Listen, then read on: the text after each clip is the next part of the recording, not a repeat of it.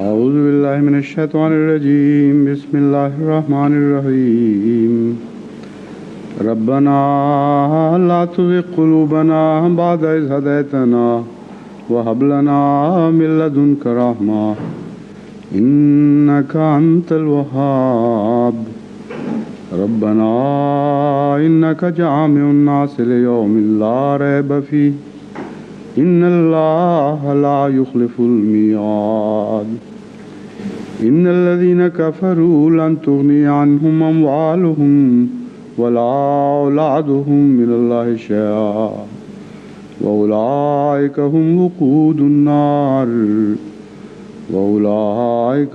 وقود النار كداب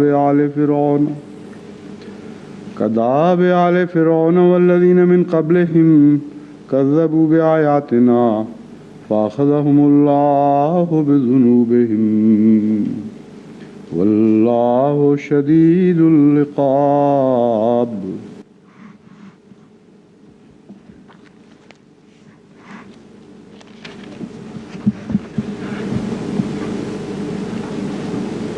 The verses which I have recited Je viens de réciter les versets 9, 10 et 11 de la sourate Al-Imran. La traduction de ces versets est comme suit. Notre Seigneur, ne laisse pas dévier nos cœurs après que tu nous aies guidés et accorde-nous ta miséricorde. En vérité, toi seul es le grand donateur. Notre Seigneur, tu rassembleras certainement les hommes le jour au sujet duquel il n'existe aucun doute. Assurément, Allah ne manque jamais à sa promesse. Ceux qui ne croient pas, leurs enfants et leurs biens ne leur serviront à rien contre Allah. Ceux-là seront du combustible pour le feu.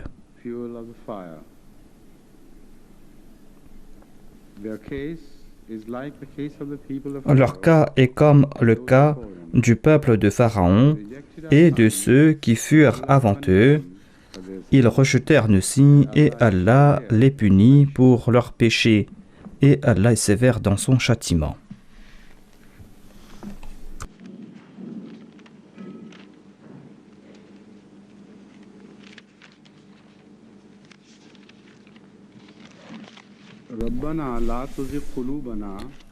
Rabbana la tuzigh qulubana. Ô notre Seigneur, laisse pas nos cœurs se pervertir après que tu nous aies guidés. Cette traduction est une traduction explicative de ce verset. La traduction littérale doit être « Ô Allah, ne laisse pas dévier nos cœurs, ne nous égare pas. » Cette traduction en elle-même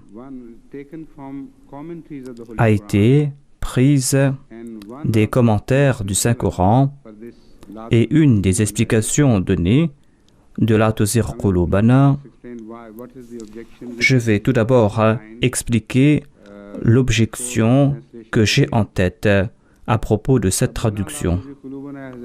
Rabbana la tuzigh qulubana, comme je l'ai expliqué, signifie littéralement « Ô Allah, ne fais pas nos cœurs se pervertir ». Si on doit accepter cette traduction littérale, sans explication, cela voudrait dire qu'Allah est responsable de l'égarement des gens et c'est lui qui égare les cœurs. S'il agit ainsi, alors il est responsable et pas nous. Pour répondre à cette objection, eh bien, les traducteurs ont ajouté que ce verset signifie. On a présenté différentes approches à propos de ce verset et une de ces approches est « Ô notre Seigneur, ne laisse pas dévier nos cœurs ».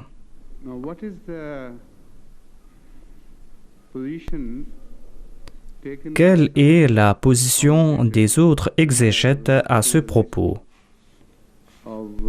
J'ai passé en revue la liste des explications plausibles, des explications présentées par les exégètes du passé. On a présenté quelques suggestions et une de ces suggestions est « Ô notre Seigneur, ne transforme pas nos cœurs ou ne nous égare pas ou n'égare pas nos cœurs » dans le sens que nous ne voulons pas que tu nous qualifies d'égarés, de personnes ayant l'esprit tordu, de personnes qui se sont écartées du droit chemin. La tozir signifie que la déclaration de la part de Dieu et non pas le fait qu'il est la cause première. Par rapport à un autre verset du Saint-Coran sur le même sujet, le sens est très clair et il n'y a pas de doute quant au sens de ce verset. Si on lit cela à la lumière d'une autre déclaration mentionnée dans la sourate As-Saf, il est dit dans cette sourate, lorsque Moïse est venu et lorsqu'il a présenté son message, par la suite, فَلَمَّا زَاغُوا أَزَاغَ اللَّهُ قُلُوبَهُمْ وَاللَّهُ لَا يَهْدِي الْقَوْمَ الْفَاسِقِينَ. Le terme zar et azar a été utilisé et ce sens est assez clair ici. Cela signifie que lorsque les suivants de Moïse se sont égarés eux-mêmes du droit chemin et Allah les a laissés s'égarer, Allah ne les a pas arrêtés, Allah les a qualifiés d'égarés, Allah les a placés parmi ceux qui se sont égarés. La responsabilité initiale dans ce verset a été définie clairement et cette responsabilité repose sur les épaules de ceux qui ont voulu être égarés. À la lumière de cela, on doit traduire ce verset comme suit. Et c'est ici la première épreuve d'un croyant. L'on va voir s'il va tirer des leçons de ce verset qu'on a cité à propos des mutashabihat et des muhkamat. Dans ce verset, Allah nous a enseigné une leçon, à savoir que lorsque vous avez des doutes quant au sens de certains versets, comparez ces versets à d'autres versets qui sont muhkamat, qui sont explicites, des versets dont le sens est décisif, et vous ne serez point égarés si vous allez suivre la lumière de ces versets. Le sens de ces versets est défini, net et clair. Et ces versets sont clairs dans leur expression. Essayez de comprendre ces versets à propos desquels vous avez des doutes. Examinez ces versets à la lumière d'autres versets dont le sens sont clairs. On doit tout d'abord se trouver vers un autre muhkam qui va nous guider vers le sens réel de ce verset. Et c'est là un exemple de ce qu'Allah veut nous faire comprendre. Ce verset est muhkam par rapport à ce verset de la sourate Al-Imran. À la lumière du verset de la sourate As-Saf, le verset de la sourate Al-Imran sera un verset mutashabih.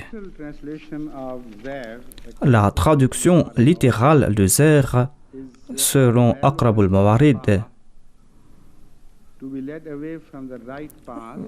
Zer signifie s'égarer du droit chemin, c'est-à-dire s'incliner, être enclin à s'égarer du droit chemin. Tazayur signifie être enclin, s'incliner dans une direction quelconque. Zer est tout le temps utilisé dans le Saint-Coran, à savoir que si l'on se tourne dans la mauvaise direction, alors que Hanifa est le contraire de Zer.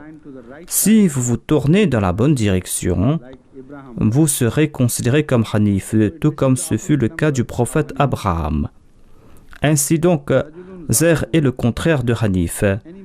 Il est dit Rajulun Za'irun, Cela s'applique à une personne qui a une mauvaise attitude dans la vie.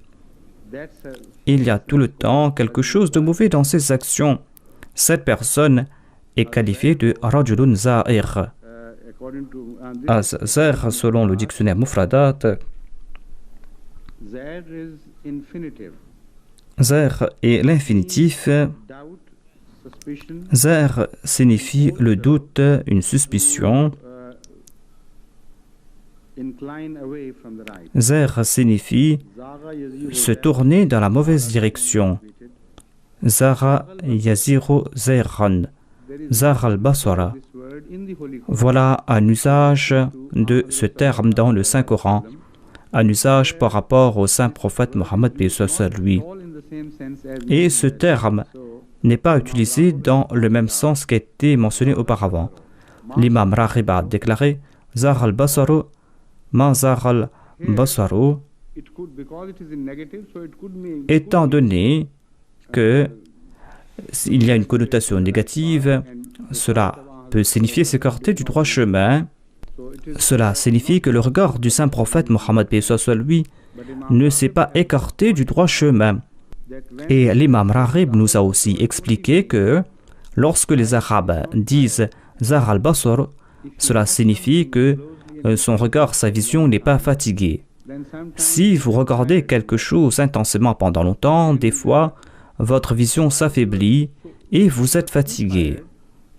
Si vous êtes trop fatigué, eh bien, vos yeux se détournent de cet objet. Si vous essayez de vous concentrer sur un point infime, eh bien, automatiquement, l'œil ne va plus se focaliser sur ce point. Et l'œil va se détourner de ce point physiquement. Voilà donc le sens présenté par Zahir ici. Mais la connotation ici est différente. Cela ne veut pas dire s'écarter du droit chemin. Cela veut dire s'écarter en raison de la fatigue. Un autre usage est Zarat al-Shams. Ce terme est utilisé par rapport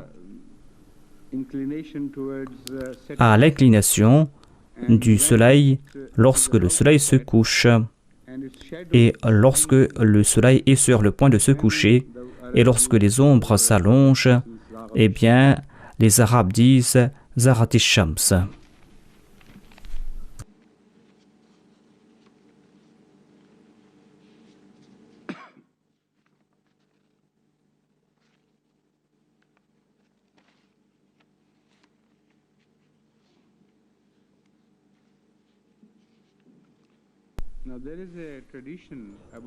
Il y a un hadith à propos du fait que le saint prophète Mohammed lui faisait cette prière souvent au cours de la nuit. Et ce hadith est rapporté par Aïcha Siddiqa radhiyallahu anha qui déclare que lorsque le saint prophète Mohammed lui se levait au cours de la nuit pour prier, il récitait cette prière. قال لا إله إلا أنت سبحانك اللهم إني أستغفرك لذنبي وأسألك رحمتك اللهم زدني علما ولا تزغ قلبي بعد إذ هديتني وهب لي من لدنك رحمة إنك أنت الوهاب.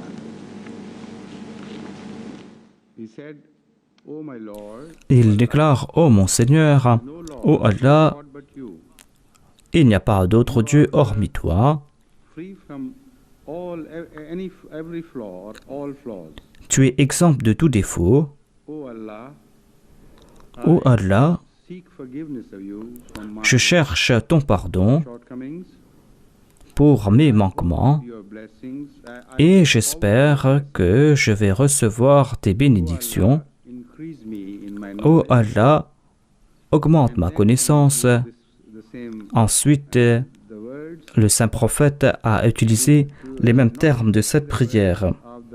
Il n'a pas utilisé les termes exacts, mais il a apporté un petit changement, un changement mineur. Ce changement est que c'est vrai que ce verset est une prière collective dans laquelle nous utilisons le pronom « Ô notre Seigneur ». Ne laisse pas nos cœurs se dévier. Ne nous punis pas pour nos penchants et pour nos péchés. Le pluriel a été utilisé dans cette prière. C'est donc une prière collective et nous utilisons la première personne au pluriel. Mais le saint prophète, paix soit sur lui, a transformé cette prière en prière personnelle. Dans cette prière, il ne parle que de lui. Cette prière est au singulier. La tuzigh qalbi, ne laisse pas mon cœur se pervertir. Ba'da idh hadaytani, après que tu m'aies guidé. Wa habli min ladunka rahma, et accorde-moi ta miséricorde. Le verbe hab signifie présente-moi ou présente. Habli min ladunka rahma signifie donc accorde-moi tes bénédictions comme un cadeau de ta part. Min ladunka. Min ladunka est une expression descriptive qui ne fait qu'intensifier le sens du terme hab. Hab signifie demander quelque chose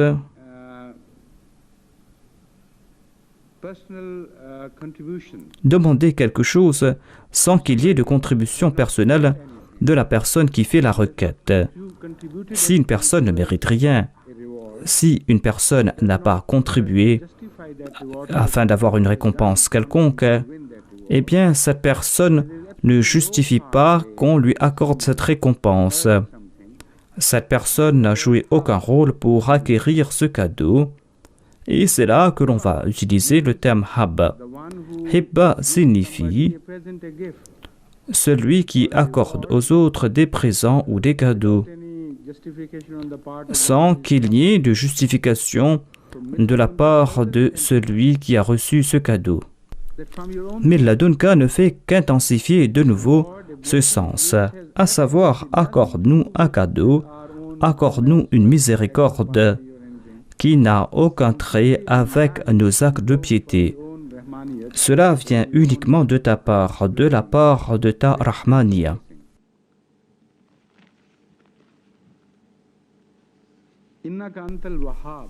Ensuite, il est dit Innaka antal wahhab.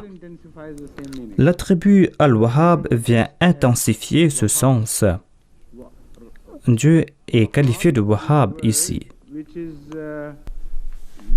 Wahhab est un attribut qui est très proche et qui est similaire de l'attribut ar-Rahman.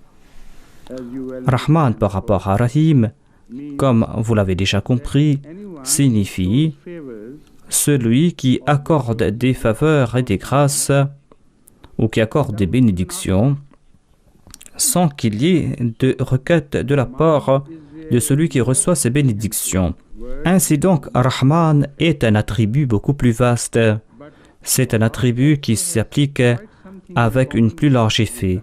Mais Wahhab a quelque chose de commun avec l'attribut Ar-Rahman. Par l'entremise de l'attribut Ar-Rahman, nous demandons quelque chose à Dieu. Et ce cadeau nous est offert en dépit du fait que nous n'avons accompli aucun effort. L'attribut Ar-Rahman a un sens beaucoup plus large. Et Rahman signifie une qualité de Dieu à travers laquelle il accorde des faveurs sans qu'il n'y ait de requête de la part du récipiendaire. C'est pour cette raison que dans l'acte de création, nous voyons l'attribut Ar-Rahman. Et c'est pour cette raison que par rapport à la révélation du Saint-Coran, on utilise l'attribut Ar-Rahman. Les gens sur terre ne méritaient pas cette grâce. Zahra al-fasadu fil bahri wal bahr. Cela indique donc le contraire. Les personnes étaient complètement corrompues. Ces personnes méritaient la destruction totale. Ces personnes méritaient qu'on les annihile. Mais Allah nous a accordé la plus grande de ses grâces. C'est pour cette raison qu'Allah déclare Ar-Rahmanu Allama al-Quran. Il n'est pas dit Al-Alim. C'est Ar-Rahman qui nous a enseigné le Saint-Coran. Ce Coran vient de la part du Rahman. Pourquoi donc le saint prophète Mohammed lui est-il adressé ici? Pourquoi celui qui connaît le Saint-Coran plus que d'autres personnes a transformé cette prière de la première personne au pluriel à la première personne au singulier?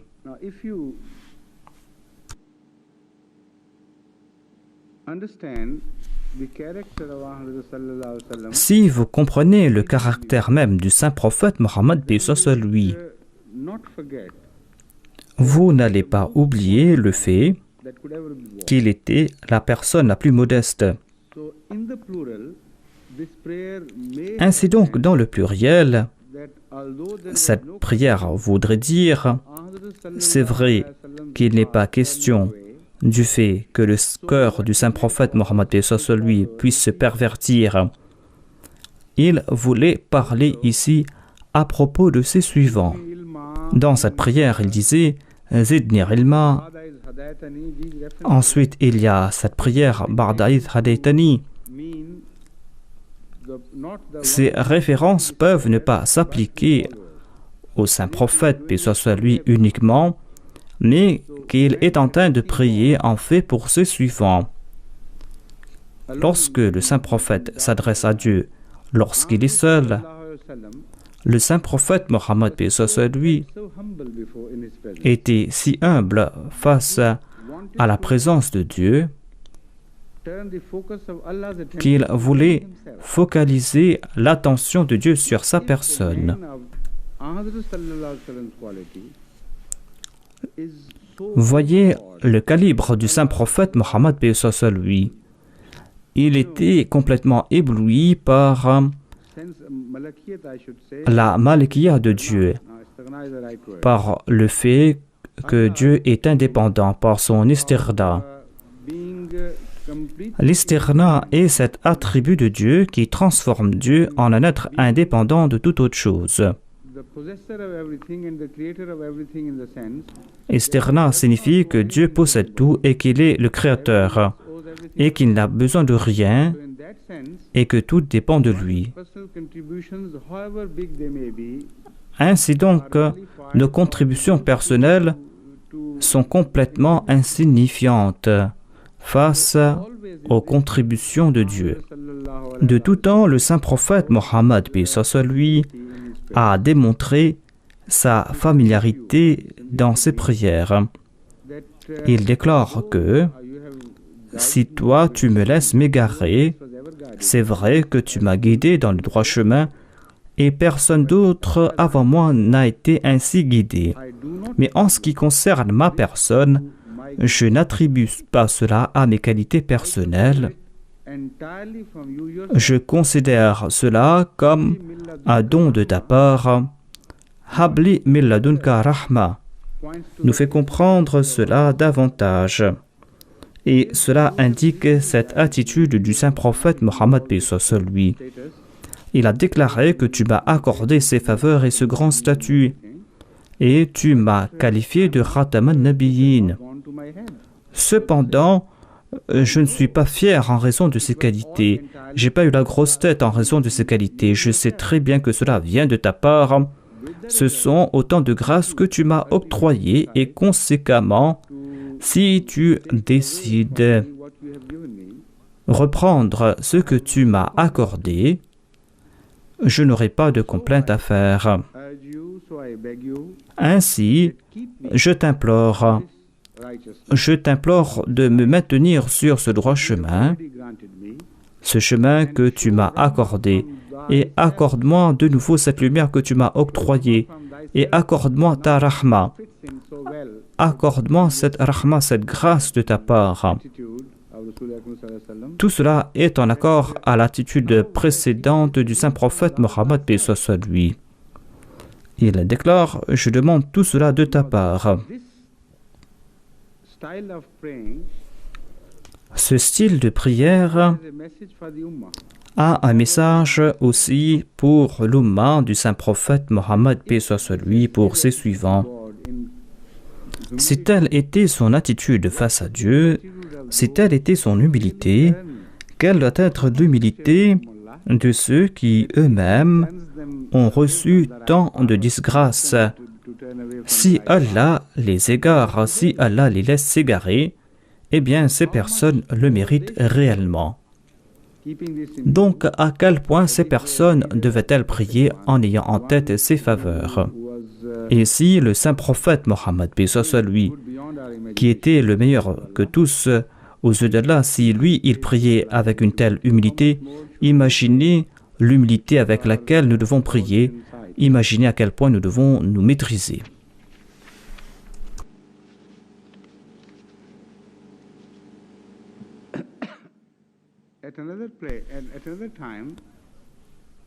On avait aussi demandé au saint prophète Mohammed, paix soit lui,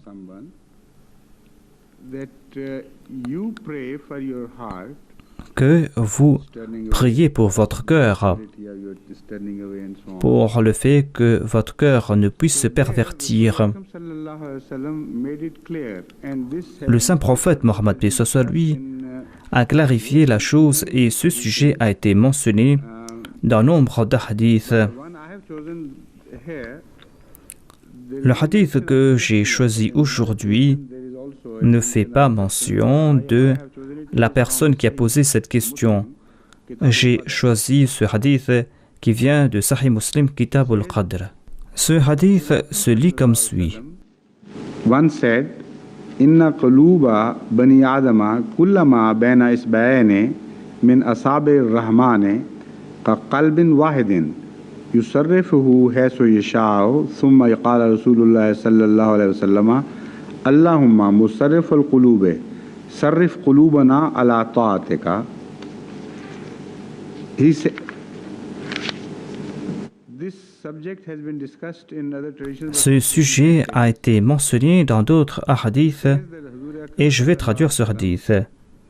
Il est dit donc que le saint prophète Mohammed, paix soit lui, a déclaré que les cœurs de tous les fils d'Adam sont entre les deux doigts d'Allah. Métaphoriquement, ces cœurs se trouvent entre les deux doigts d'Allah et il peut les tourner selon son bon vouloir. Il peut les tourner ainsi et ainsi. Mais par la suite, le saint prophète Mohammed, paix soit lui, a prié Allahumma musarrif al-qulub sarrif qulubina ala ta'atik. Ô notre Seigneur, change la direction de nos cœurs dans la direction de la soumission envers toi. Pourquoi ai-je choisi cette prière et cette version? C'est une prière que les Ahmadis ont besoin à notre époque. Et c'est une prière très importante. C'est vrai que tous les hadiths du saint prophète, paix soit lui, doivent être lus avec une grande attention, car ces hadiths ont un message profond, un message que l'on ne peut voir si l'on regarde cela de manière superficielle. Ainsi donc, si l'on veut comprendre ce fait, l'on doit voir le point qu'il a mentionné.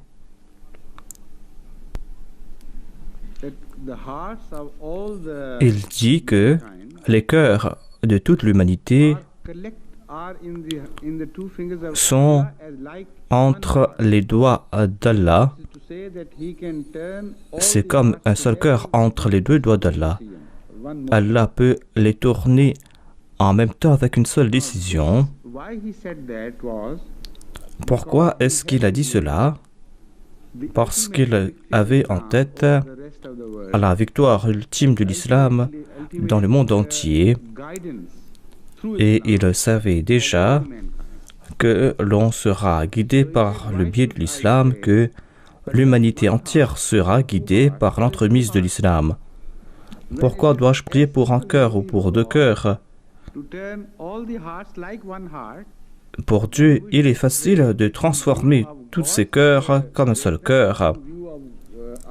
Ainsi donc, nous devons prier en ayant en tête la grandeur de Dieu et non pas nos qualités insignifiantes. Il déclare Sarrif qulubina ala ta'atik. Ô notre Seigneur, tu peux transformer le cœur de l'humanité tout entière d'un mouvement du doigt, fait de sorte que l'humanité tout entière puisse se tourner vers l'obéissance envers toi.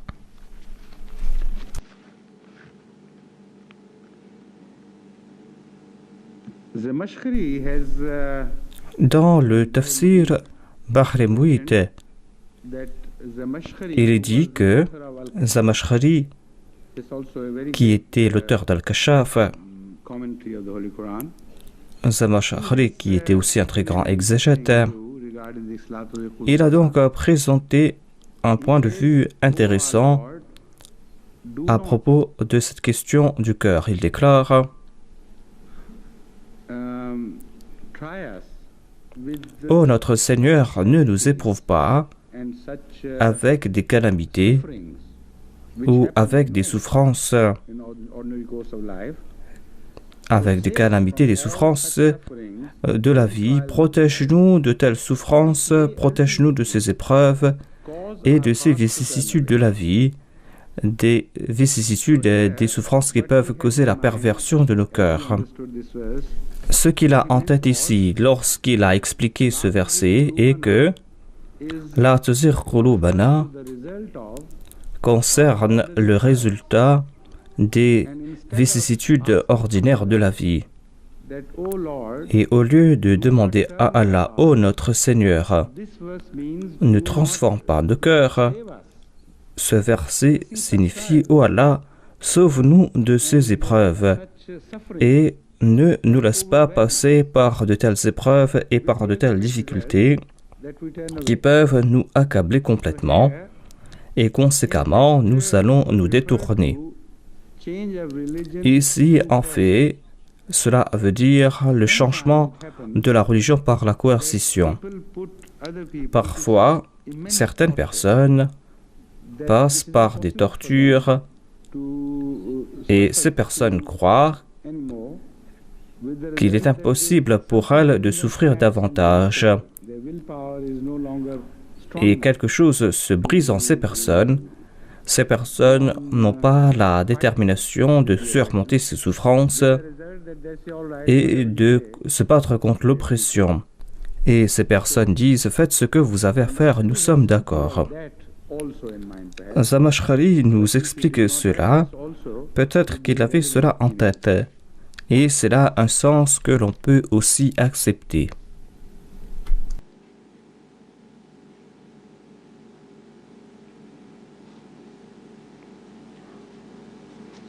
Now, Al-Bahr al-Muhit has something else to say about it. Al-Bahr al-Muhit nous présente d'autres explications à propos de ce verset. La tuzigh, selon cette exégèse, signifie ces obligations religieuses que nous n'arrivons pas à porter et qui sont trop lourdes pour nous, des obligations que nous ne pourrons pas mener à bien. Selon Bahr al-Muhit, ce verset signifie: ô notre Seigneur,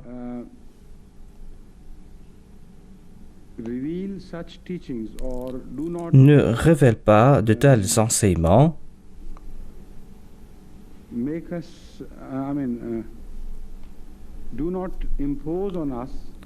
n'impose pas sur nous des enseignements ou des lois qui sont lourds, c'est-à-dire une charia qui est impossible à porter. Nous ne serons pas à la hauteur de nos obligations et en fin de compte, nous serons écartés du droit chemin. On ne peut accepter cela. On ne peut accepter cette explication. Cela va à l'encontre des muhkamat coraniques. D'ailleurs, à la fin de la précédente sourate, Allah a déclaré qu'il n'impose pas des fardeaux que les gens ne peuvent porter. Donc, comment peut-on accepter cette explication? C'est une négation de ce qu'a dit Allah. On ne peut donc pas accepter cette explication. D'ailleurs, La grande majorité de la charia a déjà été révélée lorsque ce verset fut révélé. Il y avait très peu qui devaient être révélés par la suite. Même si on laisse la sourate Al-Baqarah, les autres révélations ont déjà été accordées et cette sourate a été révélée vers la fin, au cours de la 9e année de l'Hégire. Donc, comment appliquer cela à la révélation de la loi de l'islam? Cette prière ne concerne donc pas à la révélation de la loi.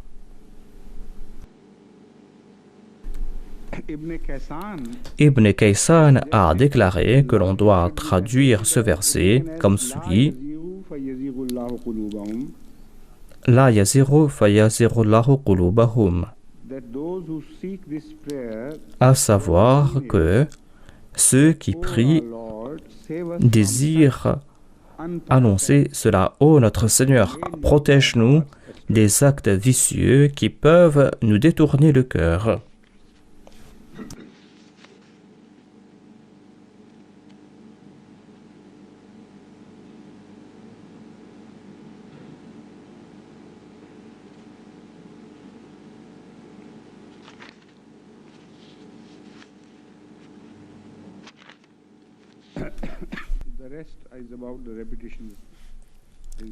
Le reste des commentaires n'est que répétition de ce que je viens d'expliquer.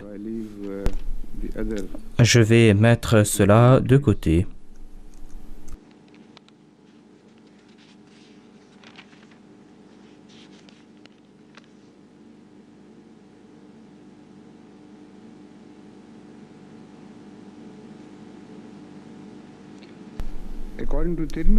Selon le recueil Tirmizi, on a posé une fois à Aïcha Siddiqa radhiyallahu anha la question suivante, à savoir quelle prière le saint prophète Mohammed paix soit lui récitait-il le plus. Pour répondre à cette question, Aïcha a répété la même prière, je crois,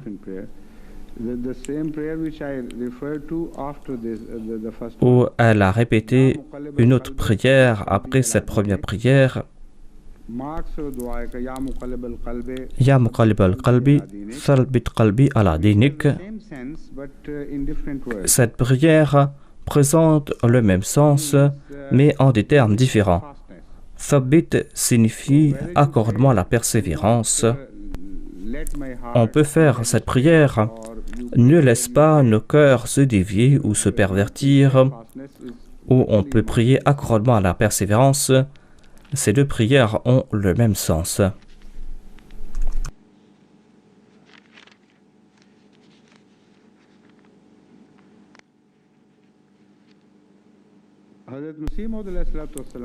Le Messie promis alayhi salam a traduit cette prière dans son ouvrage Tashkilat al-Thaqalatayn en ces termes: Ô notre Seigneur, protège nos cœurs des égarements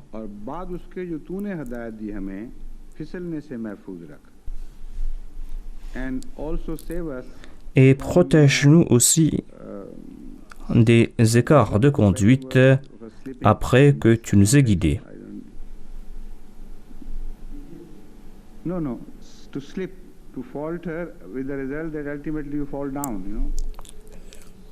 La traduction signifie ici glisser ou tomber. Ainsi, et elle déclare, ne nous laisse pas trébucher, ne nous laisse pas trébucher, ou ne nous laisse pas nous égarer, nous écarter du droit chemin après que tu nous aies guidés.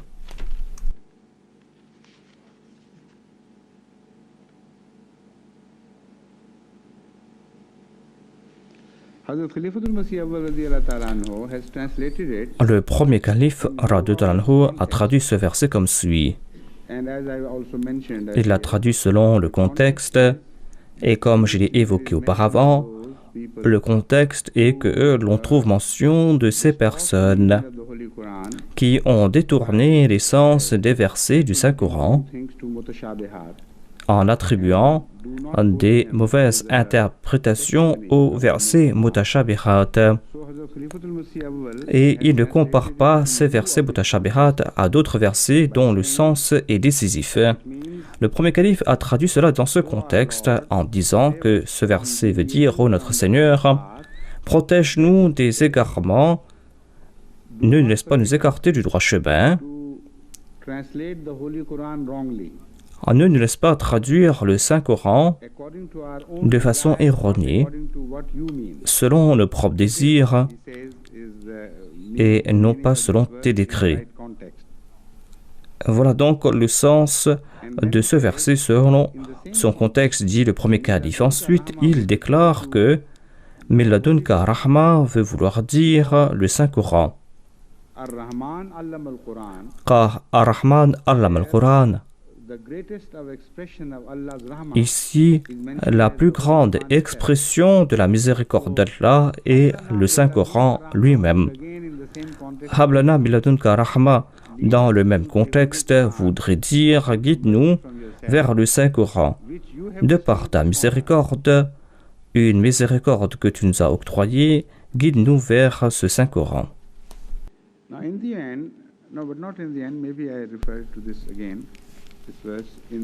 À la fin de cette première partie, je voudrais retourner vers un point, vers une explication.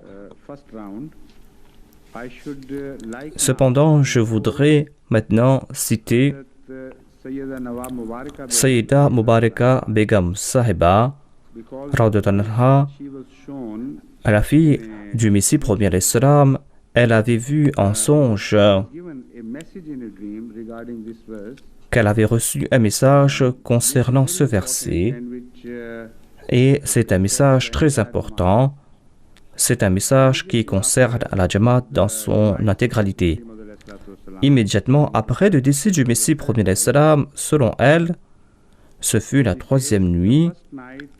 Elle déclare qu'au cours de la première nuit, nous étions en voyage entre Batala et Qadian. Nous avons voyagé par la nuit et au cours de la troisième nuit, vers la fin de la nuit, tout juste avant la prière du matin, j'ai vu dans un songe que Ammajan, c'est-à-dire l'épouse du Messie premier l'Islam,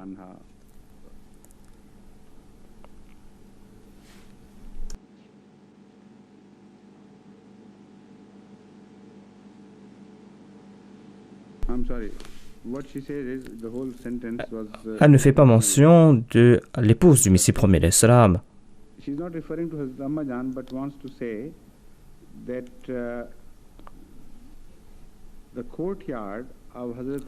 Elle déclare que elle a vu la cour de la maison de Hadrat Ammajan et il y avait un trône. Et le Messie premier al-Islam est descendu de là où Ummijan, c'est-à-dire la première épouse du Muslim Maud, avait l'habitude de vivre.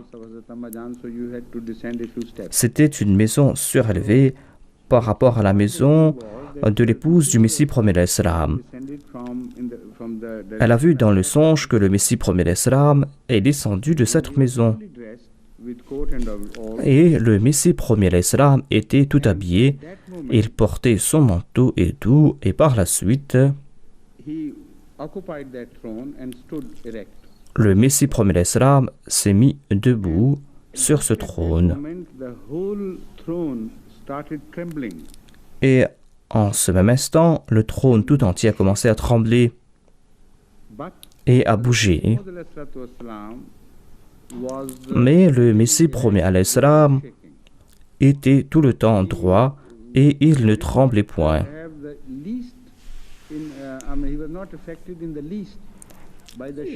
Il n'y avait point le moindre tremblement dans son corps et il n'était point affecté par ce trône qui tremblait. Et ensuite, dans une voix admirable, il a déclaré: Dites à ma Jamaat de prier ainsi et de réciter souvent cette prière. Dites à ma Jamaat de réciter cette prière souvent. Rabbana la tuzigh qulubana ba'da idh hadaytana wa hab lana min ladunka rahma innaka antal wahhab. Ensuite, je me suis réveillé, dit Mubaraka Sahiba. La tristesse concernant le décès du Messie premier l'Islam était fraîche dans ma mémoire. Je ne pouvais parler à personne à propos de ce songe, mais j'en ai parlé à Ammajan, ma mère. Mais j'étais très anxieuse à propos de cela, dit-elle. Car c'était là un message pour la Jamaat tout entière. Elle a déclaré que j'ai mentionné cela à Maryam,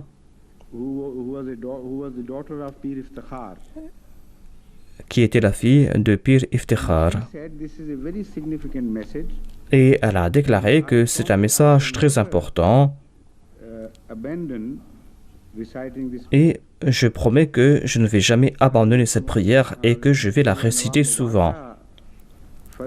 Et Sayyida Mubaraka Sahiba a déclaré que ce fut en raison de cette prière que cette dame, Maryam, est restée dans la communauté en dépit du fait que son mari a abandonné l'islam et s'est converti au christianisme plus tard. Son mari lui avait demandé de le suivre, mais elle était ferme. En dépit des épreuves très sévères, en dépit de ses souffrances, en dépit de ses difficultés financières, elle n'a jamais abandonné l'islam. Elle a pris ses enfants et est venue à Qadian. Elle est passée par de grandes difficultés. Cependant, elle a donné une bonne éducation à ses enfants. C'est là le résultat de cette prière que je voulais mentionner ici. Sayyida Begum Sahiba a mentionné de nouveau l'époque tout juste après le décès du Messie premier l'Islam. Par la suite, dit-elle, j'ai mentionné cela au premier calife.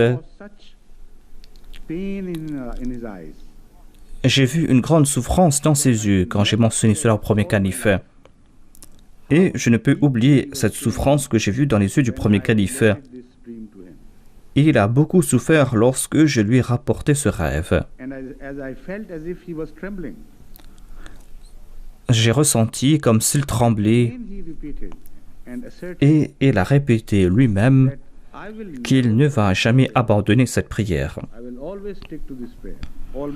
Je vais tout le temps réciter cette prière au cours de ma vie.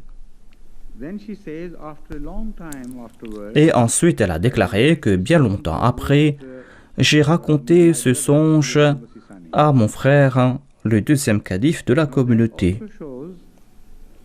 Cela démontre aussi que dans son esprit, le calife jouit du plus grand statut, car elle n'était pas en paix, même après avoir raconté cela à Ammajan, l'épouse du Messie premier l'Islam et sa mère. Et elle n'était pas en paix jusqu'à ce qu'elle ait transmis ce message au calife. C'est vrai qu'elle aimait son frère, Muslim Maud, et c'est les deux enfants qui étaient les plus proches l'un de l'autre. Il n'y a point de doute à ce propos. De tous les enfants du Messie premier l'Islam, Hadrat Muslim Maud, radhiyallahu anhu, l'aimait le plus. Elle était l'aînée des sœurs du deuxième calife et elle l'aimait beaucoup. Et cet amour s'est intensifié davantage après que Hadrat Muslim Maud fut choisi comme calife. Mais elle lui a mentionné cela plus tard en passant. Cela démontre l'éducation qu'ils ont reçue du Messie premier l'Islam. Le Messie premier l'Islam leur avait imparti cette éducation et leur a fait comprendre l'emphase réelle de chaque chose. Et l'emphase était ici sur le centre de la communauté. Et ensuite, après que le troisième calife fut choisi, elle lui a rapporté le même rêve. Et maintenant, il est de mon devoir à moi de mentionner cela à tous les Ahmadis directement. C'est une prière des plus importantes que l'on ne doit point oublier.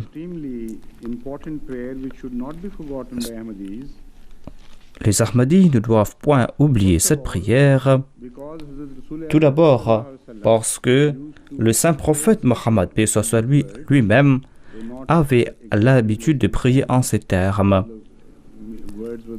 C'est vrai que la forme n'était pas la même, mais les paroles étaient les mêmes, à l'exception du fait que le saint prophète, paix soit lui, utilisait la première personne du singulier.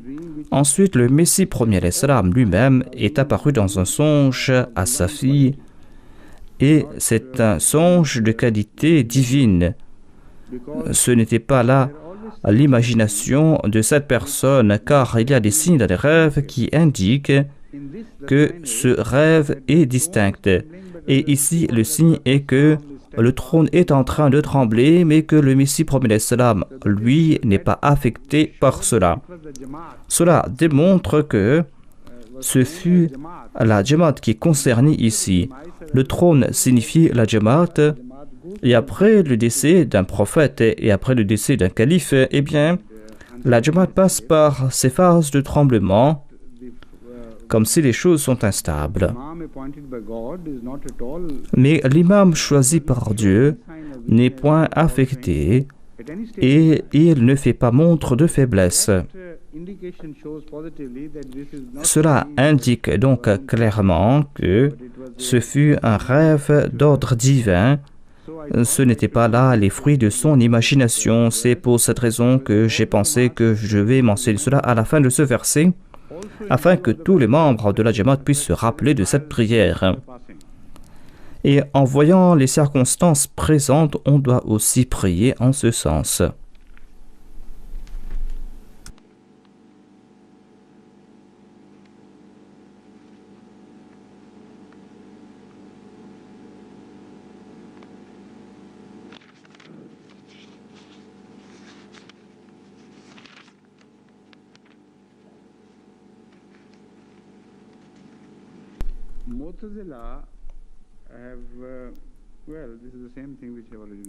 Mu'tazila nous répète ici la même chose.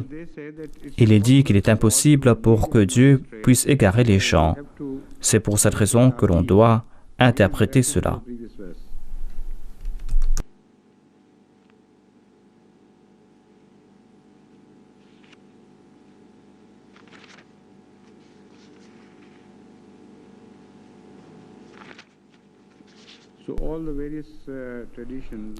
Ainsi donc, tous les exégètes ont commenté sur ce verset et ce qu'ils ont suggéré est tout à fait ordinaire. Ce n'est pas la peine pour moi de répéter tout cela. Si je mentionne quelque chose, je ferai mention de quelque chose d'important.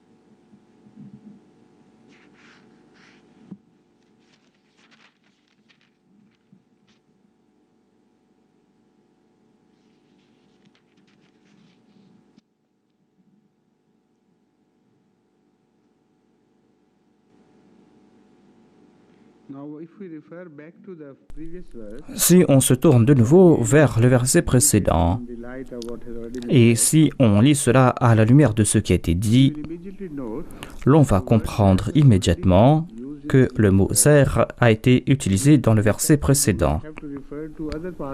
Et ce n'est pas la peine de se tourner vers d'autres parties du Saint-Coran pour comprendre la portée réelle de ce verset, car il est dit وَأُخَرُ مُتَشَابِهَاتٍ فَأَمَّا الَّذِينَ فِي قُلُوبِهِمْ زَيْغٌ فَيَتَّبِعُونَ مَا تَشَابَهَ مِنْهُ. Ici, le mot zayg n'est pas attribué à Dieu. Il n'est pas dit ici que c'est Allah qui détourne les cœurs, qui place du zayg, de l'égarement dans le cœur. Ce verset explique tout simplement la situation d'un cœur pervers, d'un cœur qui est déjà enclin à se tourner dans la mauvaise direction.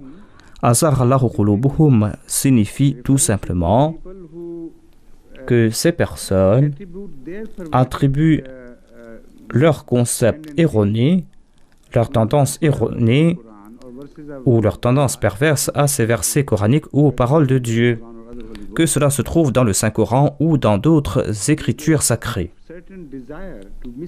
Ces personnes ont le désir d'égarer les gens intentionnellement afin qu'ils puissent atteindre leur but.